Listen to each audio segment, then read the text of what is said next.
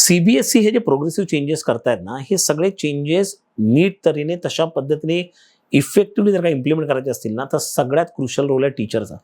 त्यामुळे टीचरची capacity build करणं आणि त्यांना त्या प्रकारचं प्रशिक्षण देणं.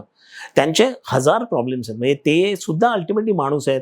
त्यातल्या जवळपास 60-70% या महिला आहेत, ज्या स्वतःचं घर सांभाळून वगैरे सगळ्या काम करणार आहेत आणि मग हा टीचिंगचं प्रोफेशन पण करणार आहेत.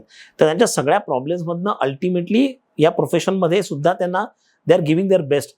हे जाणून ह्याच्यामधनं आपण त्यांना ट्रेन केलं आणि make them like a thinking coach, की ते मुलांना थिंकिंग करायला फॅसिलिटेट करतील, केवळ नॉलेज देतील असं नाही, कारण ती इकोसिस्टम आता गेलेली आहे. अशा प्रकारे टीचर्सना तयार करणं, त्यांचं कॅपॅसिटी बिल्डिंग करणं, त्यांच्या ज्या कॉम्पेन्सेशन आहे त्याच्यावर सुद्धा लक्ष द्यायला पाहिजे, कारण that is a most crucial role in next may be 100 years. आपल्याला दुर्दैवाने त्याच्याकडे दुर्लक्ष झालं आहे. हे जर का आपण करू शकलो, टीचरच्या कॅपॅसिटीज बिल्ड करू शकलो, तर एज्युकेशन सिस्टमला खरा वेगळा अर्थ देऊ शकतो आपण.